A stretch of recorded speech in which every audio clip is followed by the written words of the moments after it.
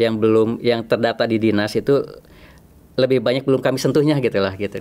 Kalau berdasarkan PP dulu kan kita itu ada 153.000 ya UKM itu. Nah, dari sekian aja pembinaan itu kita baru sampai 1.500.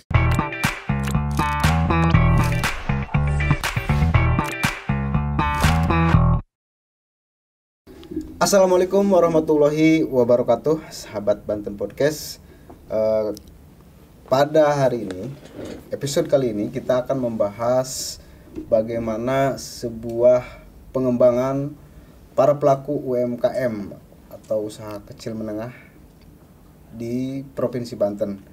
Telah hadir di studio kami Pak Wendy Nurwendi, beliau PLT Kabid Pengembangan Usaha Kecil di Dinas Koperasi dan UKM Provinsi Banten. Selamat datang Pak Wendy di studio kami. Ya, selamat datang. Assalamualaikum Kang Benny.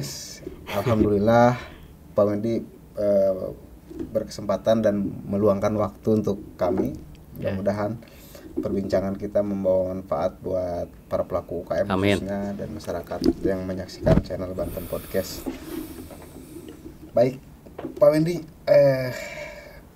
UMKM atau juga dengan UKM, ada UMKM, ada UKM. Nah, mulai dari situ aja dulu deh. Emang beda Pak ya? Ya, baik. Kalau memang yang namanya UMKM sebetulnya beda sedikit sih sebetulnya. Kalau UMKM itu kan singkatan dari usaha mikro, kecil dan menengah. Gitu, di situ ada mikronya. Sedangkan UKM usaha kecil menengah sebetulnya hanya mikronya aja nggak ke bawah gitu, yang ke bawah. Hanya memang kalau dilihat dari peraturannya di situ kan ada klasifikasinya ya. Mana yang mikro, mana yang kecil dan mana yang menengah gitu. Nah, kalau dilihat dari peraturan sekarang nih, yang sekarang terkait dengan Cipta Kerja dan PP 23 tentang pemerintah daerah gitu. Yang namanya usaha mikro itu kewenangannya kabupaten kota. Nah, yang kecil kewenangannya provinsi. Yang UKM. Usaha kecilnya. Nah, M-nya itu menengah. Nah, itu kewenangannya dari pemerintah pusat. Oh. Ya, jadi sebetulnya kita tidak menggarap usaha menengahnya, gitu. Tapi hanya usaha kecil. Tapi bagaimana caranya usaha kecil ini bisa meningkat skalanya menjadi usaha menengah, gitu. Makanya kan di kita juga nomenklatur dinasnya kan Dinas Koperasi Usaha Kecil dan Menengah gitu. Jadi kita berupaya bagaimana meningkatkan skala usaha kecil menjadi usaha menengah gitu. Saya kan ngeblank banget nih, mungkin juga mewakili masyarakat luas. Ya. Yang dimaksud yang boleh dikatakan dia pelaku usaha kecil atau pelaku UKM, apakah itu seperti apa? Apakah misalkan ada tukang bensin di pinggir jalan, terus ada tukang jualan asongan, ada jualan bakso. Itu masuk yang dimaksud dengan pelaku UKM? Ya, mungkin kalau yang dimaksud Pak Benny ini sebetulnya yang namanya UKM itu kan dilihatnya dari skala usaha sebetulnya. Skala usaha itu dilihatnya dari nilai omsetnya, omset dan aset gitu. Nah, kalau misalnya yang mikro misalnya usaha mikronya bukan UMKM, usaha usaha mikronya itu omsetnya itu sampai dengan 1 miliar gitu. 1 miliar modalnya. Gitu omsetnya sampai 2 miliar. Omsetnya dalam 1 tahun. Dalam 1 tahun. Sedangkan usaha kecil nih yang menjadi kewenangan kita gitu. Omsetnya itu 2 miliar sampai dengan 10 miliar per tahun. Asetnya ini ada asetnya tadi dari 1 miliar sampai dengan 5 miliar itu asetnya. Jadi untuk pengklasifikasian seperti itu gitu. Dilihat dari omset dan aset. Kemudian tadi kalau disebut oleh Kang Benny tukang bakso masuk ke UKM tidak gitu ya. Sebetulnya itu UKM juga sama gitu, tapi skalanya masih mikro gitu. Skalanya kan dilihatnya dari omset sampai dengan kan gitu. Mungkin dia per tahunnya bisa sampai 50 juta atau 60 juta gitu kan kalau dihitung per tahun hasil penjualannya gitu. Nah, itu berarti masuknya ke skala mikro gitu. Berarti itu pembinaannya ke kabupaten kota. Karena memang kami juga di pemerintah sebetulnya kan ada pembagian usaha berdasarkan sektor atau skala usaha gitu kan. Jadi kalau yang berdasarkan skala usaha itu misalnya ada UKM yang bergerak di sektor pertanian gitu kan. Nah, itu biasanya UKM yang mengolah hasil pertanian kemudian dijual di luar yang UKM yang petani yang panen gitu ya, panen langsung dijual, tapi dia diolah dulu misalnya hasil pertaniannya gitu. Contohnya? Nah, contohnya misalnya kalau misalnya ada UKM petani padi lah, gabah gitu ya, penggilingan. Nah, pada saat proses penggilingan itu kalau misalnya dia dijual langsung itu belum masuk, tapi manakala dia sudah ada pengolahan misalnya beras dijadi apa nih, lontong atau lemper gitu ya, kemudian dijual. Nah, itu dalam pengolahannya itu sudah mulai ada merubah skala produksinya, jenis usahanya dari bahan bakunya beras menjadi bahan jadinya dijual. Nah, itu kalau misalnya dilakukan secara terus menerus kan itu kan melakukan suatu usaha ya yang masuk ke dalam ekonomi produktif gitu kan. Memang itu salah satunya tuh ekonomi produktif yang dilakukan secara terus menerus oleh si pelaku usaha itu. Nah, itulah bisa masuk ke dalam kategori UKM gitu. Nah, itu. Jadi tidak semua hanya saya kirain ya, karena saya tidak tahu pedagang itu juga dimaksud dengan masuk Pak, itu pedagang asongan atau pedagang pinggir jalan raya ya. Sebetulnya itu masuk itu. Masuk karena dia sebetulnya kan dia aktivitasnya melakukan usaha kecil. Masuknya ke mikro dia. Ke mikro, ke skala usaha mikro dia masuknya gitu. Nggak mungkin Pak nyampe 1 miliar omset itu kan. Kan dari 0 sampai 1. 0 sampai 1. Ya kalau dia sebetulnya omsetnya misalnya 1 tahunnya itu 10 juta misalnya, itu masuk juga usaha mikro gitu. Berhak mendapatkan pembinaan dari dia pelaku usaha sebetulnya. Usaha UMKM. Gitu. Mau pedagang sembako misalnya atau pedagang yang di pinggir jalan itu gitu ya. Kaki lima itu masuk. Makanya kan waktu ada program BEPUM mereka dapat gitu. Dapat apa? Bantuan yang bantuan pemerintah bagi usaha mikro itu yang waktu kena terdampak COVID kan kita ada program BEPUM. Nah, itu mereka dapat. Karena memang masuk pelaku usaha gitu. Siap. Karena jumlah mayoritas itu kalau dikategorikan dipilah-pilah pelaku UMKM ini saya rasa sangat banyak ya Pak dibandingkan profesi-profesi yang kayak ASN, Polri, TNI, guru dan sebagainya. Kayaknya pelaku UMKM di masyarakat Banten, Serat Indonesia banyak jumlahnya Pak ya. Betul.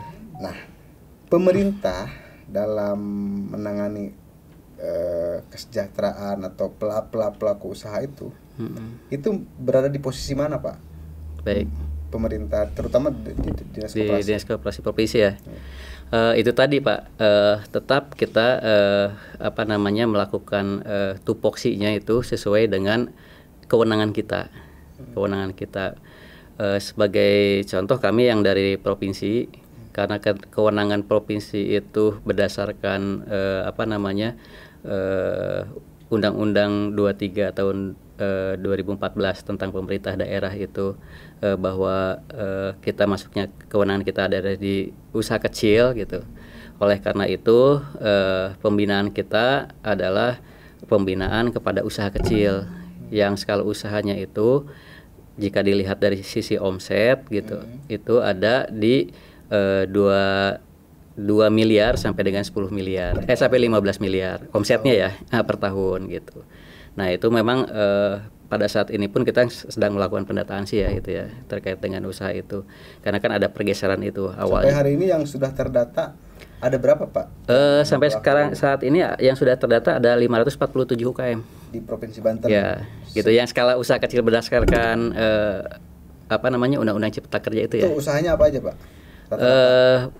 Banyak sih Pak, macam-macam. Ada yang kalau diklasifikasikan itu ada craft, fashion, makan minum ada, perdagangan juga ada gitu. Dan kriterianya juga ketika dilakukan pendataan itu harus minimal berapa tahun dia udah berjalan gitu. Ya bisa juga mulai ya baru berjalan tapi dia modal usahanya awalnya 1 miliar. Supaya terdata itu, Ya. mereka itu mendaftarkan diri ke pemerintah Ya. Sebagai pelaku UKM, atau memang dari Dinas Koperasi dan UKM sendiri yang melakukan pendataan ke bawah. Ya. Kalau menurut saya itu lebih baik datang sendiri ya ke Dinas Koperasi UKM gitu agar kita juga lebih mudah melakukan pendataannya. Di samping itu juga walaupun seperti itu kan kita juga tetap melakukan pendataan, apalagi kan sekarang ada program pendataan dari pemerintah. Nah itu sedang kita inventarisir juga UKM-UKM mana saja yang masuk ke skala mikro, mana saja masuk yang ke skala kecil, jumlahnya ada berapa gitu kan. Nah itu sedang mendata. Tapi kalau menurut saya lebih baik inisiatif juga teman-teman UKM gitu ya, datang ke dinas, karena di dinas juga banyak sih ya fasilitas-fasilitas yang bisa diberikan kepada UKM gitu ya. Nah ini nih poin ini. Yeah. Untungnya antara yang mereka mau mendaftarkan diri ke pemerintah, pelaku UKM ini penting nih. Apa sih manfaat yang dapat nanti dirasakan oleh para pelaku UKM ketika dia mendaftarkan diri ke pemerintahan? Baik. Karena kan gini, di kita itu kan sebetulnya ada dua program utama ya untuk memberdayakan UKM itu. Yang pertama pemberdayaan, yang kedua programnya pengembangan UKM gitu ya. Nah dari sisi pemberdayaan itu biasanya bagaimana kita membantu kendala-kendala UKM itu. Sebetulnya kan UKM itu kan banyak kendala dari sisi perizinan gitu ya, kemudian legalitasnya gitu. Nah itu kita berdayakan dulu tuh gitu si UKM itu gitu. Dan itu harus Pak ya memiliki legalitas itu. Ya apalagi ya betul, apalagi sekarang diwajibkan bagi UMKM itu memiliki NIB, nomor induk berusaha gitu. Itu diwajibkan. Jadi harus mendapatkan izin dulu lah gitu. Kemudian apalagi UKM yang memproduksi produknya itu memiliki resiko tinggi gitu ya. Nah itu kan tidak bisa edar, gitu ya. Tidak bisa beredar ya sebelum ada izin usaha itu kan gitu. Biayanya pada umumnya tinggi gitu ya. Nah oleh karena itu kita bisa memfasilitasi juga UMKM untuk mendapatkan izin itu gitu. Contohnya seperti makanan saja ya, makanan yang resiko tinggi itu biasanya makanan yang usianya di atas 7 hari atau makanan olahan frozen misalnya, olahan pengawet melalui frozen dan mengandung bahan pengawet ya biasanya. Nah itu kan sebetulnya resiko tinggi. Nah itu kan harus ada izin dari Badan POM. Nah Badan POM. Nah di situ kan biasanya ada proses untuk mendapatkan perizinan juga. Ada biayanya. Nah, kita bisa memfasilitasi itu, membantu itu kepada UKM. Nah, itu terkait dengan perizinan. Pun demikian dengan sertifikasi misalnya halal. Halal tahun 2024 ini wajib nih buat UKM. 2024 untuk wajib. Ya, 2024 sertifikasi halal. Yang mengeluarkan dari MUI dari Depag, Pak. Departemen Agama. Di ininya dari BPJPH itu, Kak. Nah, gitu. Nah itu wajib tuh tahun 2024 gitu. Oleh karena itu sebetulnya tidak hanya produk makan minum saja sebetulnya yang mendapatkan halal itu kan banyak gitu. Termasuk juga usaha jasa pariwisata. Sekarang harus ada juga tuh pariwisata halal misalnya. Nah itu ada sertifikasi terkait dengan pengelolaan pariwisata halalnya gitu. Nah itu jadi banyak manfaat juga. Misalkan ya tempat wisata, objek wisata itu Anyar itu harus punya sertifikat halal dari BPJPH lah. Ya, yang dari bawah Badan POM. Siapanya yang mengurus? Pengelolanya, ya. Pengelolaan. Kalau tempat wisatanya itu memang dikelolanya oleh perhotelan, ya termasuk perhotelan juga harus ada itu gitu ya izinnya. Kalau misalnya dikelola oleh perorangan, nah itu yang perorangan itu yang harus mendapatkan izin itu. Gitu. Sertifikasi maksudnya, gitu halalnya. Karena ada berkembang juga isu zonasi. Kemarin sempat juga ada pembahasan misalkan kawasan halal. Kawasan halal itu saya juga belum memahami detail yang dimaksud dengan kawasan halal itu seperti apa. Jadi ternyata nanti ada spesifikasi seperti ya, itu. Betul. Nah, gitu. Nah, selain produk tadi ya. Oke Pak, kembali lagi tadi. Manfaat lain setelah dibantu proses perizinan. Apakah ada pembinaan, terus kemudian bantuan permodalan terhadap UKM? Apakah ada juga dari pemerintah Pak? Ya. Kalau pembinaan itu tentunya menjadi prioritas utama kami mungkin ya. Tadi kan saya sampaikan ada 2 program ya. Program terkait dengan penguatan dan pemberdayaan. Yang tadi penguatan, nah sekarang yang pemberdayaannya. Nah kalau pemberdayaannya itu biasanya setelah dikuatkan melalui legalitas usaha itu, maka kita juga membina UKM juga melalui program pemberdayaan. Nah, apa saja program-program pemberdayaan itu gitu ya. Nah, biasanya kan yang ada 5 atau 4 hal pokok yang menjadi permasalahan UKM. Baik dari sisi pemasaran, produksi, kemudian akses pembiayaan, kemudian tadi legalitas usaha juga sama masuk ke sana. Terus terkait dengan pengembangan SDM-nya. Gitu melalui pelatihan segala macam gitu, pengembangan kewirausahaan. Nah, itu 5 hal pokok itu yang yang banyak menjadi permasalahan yang dihadapi oleh UMKM. Nah, kita berupaya gitu ya untuk membantu UKM itu agar dari permasalahan yang ada gitu bisa kita minimalisir atau kita bantu melalui fasilitasi dan program pelatihan yang dilakukan oleh dinas gitu. Nah, contoh konkretnya Pak yang sudah dilakukan. Ya, baik. Apa saja yang telah dilakukan dalam pelaksanaan program tadi terhadap pelaku UMKM? Contoh misalnya salah satu saja mungkin dari sektor pemasaran ya Pak ya. Dari sektor dari bidang pemasaran, maksudnya dari bidang pemasaran di kita ada program terkait dengan fasilitasi UMKM ekspor. Kemudian yang ketiga fasilitasi juga terkait dengan akses pemasaran, pengembangan akses pemasaran melalui kemitraan usaha. Nah, yang ketiganya adalah bagaimana kita juga memasarkan produk-produk UKM melalui media online. Nah, itu jadi kalau melalui media online kita sudah ada aplikasinya Pak? Kita tidak membuat aplikasi, tapi membantu bagaimana UKM bisa memasarkan kepada misalnya Blibli, Bukalapak gitu, kemudian belanja.com gitu ya, kemudian JNE dia ada aplikasinya juga gitu ya, di JNE ada juga gitu. Nah, kita memfasilitasi itu. Sekarang ada aplikasi online namanya PT Buruk, dia kerjasama juga dengan Buruk Internasional di New Zealand. Banyak juga UKM-UKM yang produknya sudah bagus, kemasannya memang dikurasi juga oleh mereka gitu. Kita masukkan ke sana. Ternyata ininya positif gitu hasilnya. Jadi banyak produk-produk kita yang dibawa tuh ke sana tuh. Karena di sana banyak diasporanya juga gitu. Di New Zealand, Australia gitu. Nah, itu banyak tuh produk-produknya dibawa gitu. Selain dikonsumsi oleh warga kita yang ada di sana juga, ternyata bule-bule juga senang kan produk-produk itu gitu. Jadi, nah itu terkait akses pemasaran. Terus di provinsi juga ada tuh untuk memasarkan produk online itu kita punya program bela pengadaan, belanja pengadaan produk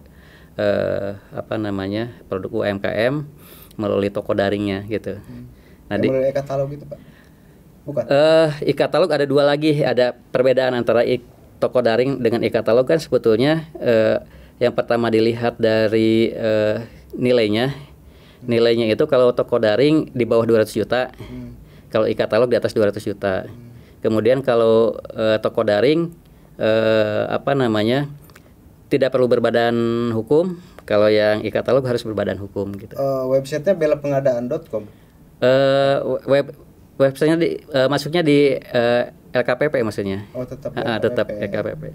Tapi kalau yang untuk ini, yang apa namanya, untuk bela pengadaan, yang di Provinsi Banten itu sebetulnya marketplace-nya yang sudah daftar ke LKPP kan sudah banyak tuh, ada 20-an lebih.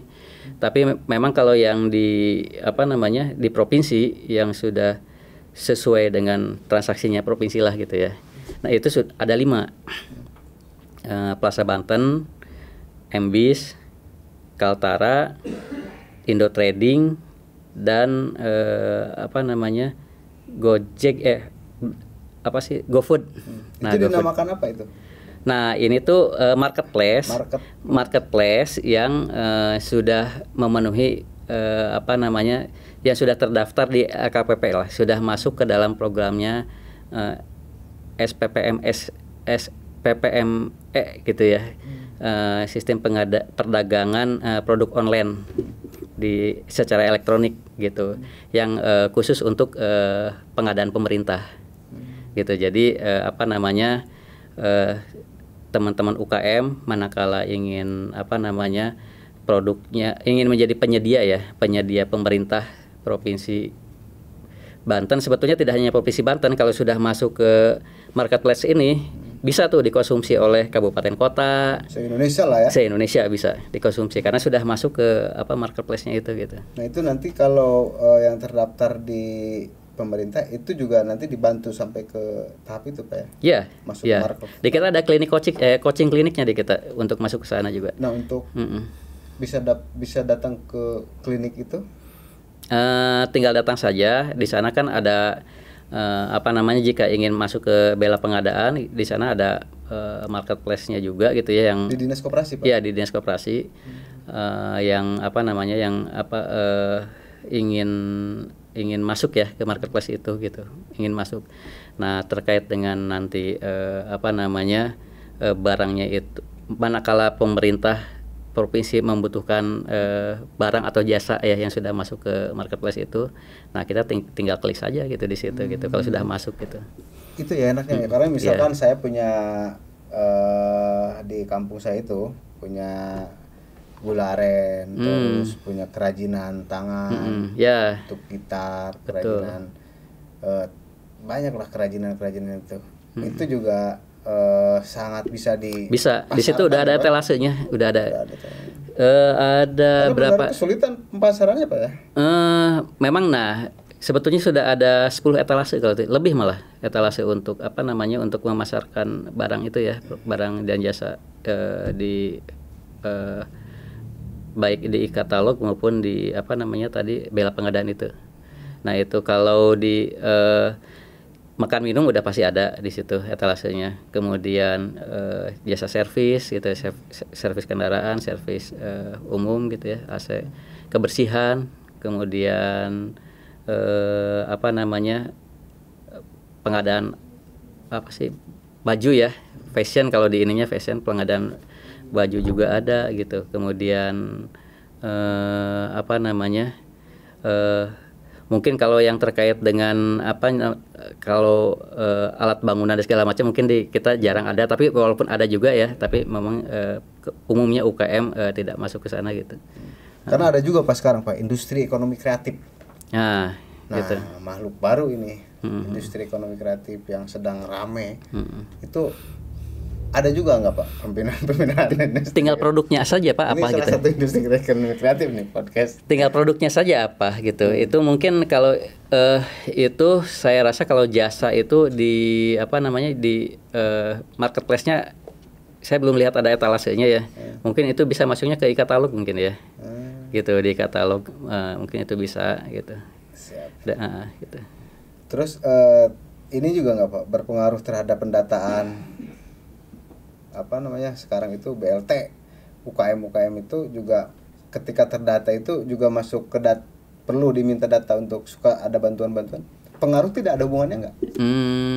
Maksudnya gimana? Jadi pelaku UMKM yang dianggap kecil karena terdata, jadi diusulkan untuk mendapatkan bantuan subsidi dari pemerintah. Gitu. Subsidi BLT BBM. Yang jelas tadi itu Pak, dilihat skalanya juga, dilihat skalanya. Saya rasa ya kalau yang BLT itu maksudnya skala mikro itu, tidak skala kecil gitu. Karena saya lihat masih di bawah yang saya rasain gregetnya dari pemerintah belum terlihat masif Pak dalam pengembangan. Paling kan sesekali kita ada bazar di alun-alun, pusat keramaian, itu juga jarang banget. Jarang ada. Terus ada pernah di situ tuh Pak, di dekat Ciceri itu, Iwak Banten. Oh iya. Iwak Banten ya kalau nggak salah. Iwak Banten. Nah itu kan sempat pernah dibuat pusat oleh-oleh dari Banten. Nah tapi sekarang nggak ada lagi. Apa karena dihantam COVID? Ya, memang mungkin itu salah satunya ya, banyak UKM yang selain tadi pada saat COVID itu memasarkan produknya secara offline ya, gitu. Pada saat COVID kan banyak yang kinerjanya menurun tuh.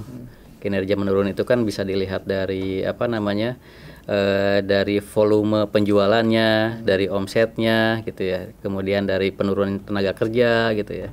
Nah itu kan bisa dilihat lah gitu, bisa dievaluasi juga gitu tuh. Nah mungkin dari situ, tapi memang selepas dari itu kan banyak juga UMKM yang berupaya bagaimana cara dia bisa eksis terus memasarkan produknya. Nah salah satunya upaya mereka itu melalui media online itu, melalui media online. Jadi pada saat masuk ke media online ternyata sudah mulai lagi tuh banyak permintaan gitu.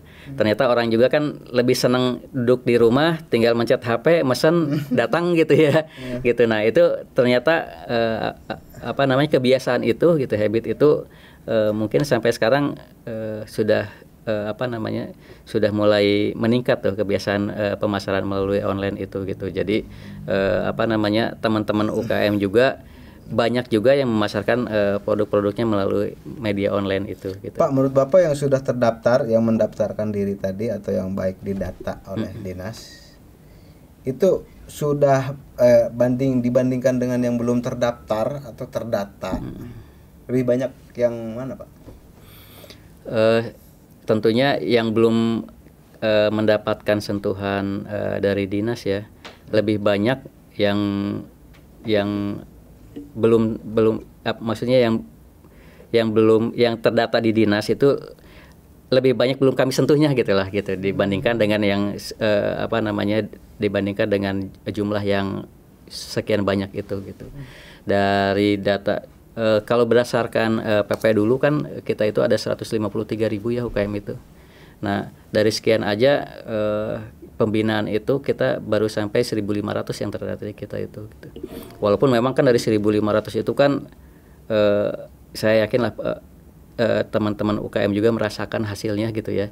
Karena kan kita continue pembinaan itu, dari mulai kelemahannya tadi, dari perizinan yang tidak punya kita bantu, kemudian akses pemasarannya kurang kita bantu juga, produksinya tidak, tadinya awalnya kemasannya kurang bagus kita bantu jadi bagus gitu kan. Nah itu akhirnya kan dari situ kan ada peningkatan terkait dengan penjualan itu tadi gitu. Dari hasil pembinaan itu saya yakin dari 1.500 itu ya, saya yakin banyak yang dirasakan juga oleh UMKM gitu. Oke. Karena dari 1.500 dari ratusan ribu UMKM yang ada. Ya memang kami akui lah gitu, masih banyak. Ini pertanyaan terakhir sekaligus penutup, closing statement. Bapak harus jujur, apa yang menjadi kendala pemerintah yang dihadapi oleh pemerintah menghadapi ketika mengajak pelaku UMKM itu bergeliat terus mereka bersemangat, karena banyak sekali yang tidak tersentuh oleh pembinaan dan pelatihan dari pemerintah, yang menjadi kendala dan banyak dikeluhkan oleh para pelaku UMKM terhadap dinas. Baik. Sebetulnya kalau sebelum ke kendala, mungkin dari sisi motivasi UKM, saya rasa teman-teman UKM memiliki motivasi yang tinggi ya untuk mengembangkan usahanya, dan itu juga patut diapresiasi juga oleh oleh pemerintah juga gitu, karena jika mereka berhasil kan mengembangkan usaha itu sebagai membantu roda perekonomian juga ya, membantu pertumbuhan roda perekonomian di Provinsi Banten sebagai tulang punggungnya gitu. Namun demikian memang banyak juga apalagi usaha-usaha mikro ya yang baru itu, yang baru tumbuh itu memang dia perlu adanya suntikan dana lah gitu, bantuan bagaimana memberikan permodalan untuk UMKM gitu ya. Karena agar ketika tempat industri aja misalkan zonasi ini Pak, pusat oleh-oleh Kota Serang. Oke. Di mana Pak itu pusat oleh-oleh Kota Serang? Oh, kalau terkait ke sana ya, kalau terkait ke pusat oleh-oleh, memang sebetulnya tahun 2000 sebelum Covid berapa ya? 2018 ya, 2019 ya. Kita sudah mau buat pusat oleh-oleh. Yang di situ Ceri? Bukan, di Banten Lama kan tempat wisatanya sudah mulai bagus tuh. Nah, di Banten Lama. Ciputri namanya ya, di tempat Ciputri itu kita mau membuat 1.700 meter luasnya. Hampir sama lah dengan Mall of Serang itu tuh. Jadi 2 tingkat, gedung 2 tingkat gitu. Itu sudah mau dibangun pas Covid, refocusing gitu. Padahal sayang memang. Penting itu Pak. Ya betul, itu perlu dukungan juga. Mungkin nanti DD-nya masih ada, DD-nya mudah-mudahan ke depan itu menjadi prioritas juga gitu ya di namanya provinsi. Apa Pak? Pusat Sentra Produk UKM. Sentra Produk UKM. Sentra Pemasaran Produk UKM. Sentra pemasaran. Namun ada loh, kita akuin belum ada di Kota Serang. Ya, kalau betul. Di daerah Tangerang mungkin ada Pak ya. Memang kenapa kami alasannya dibangun di sana? Karena kan kita lihat kan potensi di tempat ziarah itu pengunjungnya tinggi ya. 1.500.000 per tahun ya kalau dihitung kemarin itu kita mendapatkan kajian itu gitu. Itu kan potensi yang luar biasa. Apabila ada itu aja di sana gitu ya. Gitu ya. Buat oleh-olehnya, buat nongkrong-nongkrongnya gitu kan di situ. Saya yakin itu potensi sekali buat PAD ya gitu. Selain buat PAD juga buat UKM juga kan sebetulnya gitu. Sangat potensi. Mudah-mudahan doakan saja, mudah-mudahan bisa dilanjutkan. Ada rencana lagi Pak 2023 misalkan diusulkan lagi? Kalau 2023 ini juga tidak kalah pentingnya sebetulnya. 2023 kita di PLUT, di usaha layanan terpadu, di belakangnya itu tuh yang 3.000 meter akan dibangun terkait dengan rumah produksi. Rumah produksi buat UKM, karena UMKM juga membutuhkan itu untuk standarisasi produknya. Semua jenis. Baru untuk olahan makanan, karena dia kan ada beberapa UKM yang umur makanannya itu pendek ya. Nah, dengan adanya nanti rumah produksi itu bisa lebih panjang lagi gitu umur makanannya, dari 1 hari bisa 1 tahun gitu. Nah itu. Siap. Banyak hal sebenarnya yang harus kita bahas di produk UKM ini, cuman karena waktu juga terbatas, editor udah ngedip-ngedip aja, kameramen udah ngedip-ngedip, jadi kita akhiri dulu. Kita akan selanjutnya menunggu part selanjutnya membahas lebih jauh tentang UMKM, karena ini baru permulaan. Pak Wendy, terima kasih. Billahi taufiq wal hidayah. Assalamualaikum warahmatullahi wabarakatuh. Waalaikumsalam warahmatullahi wabarakatuh.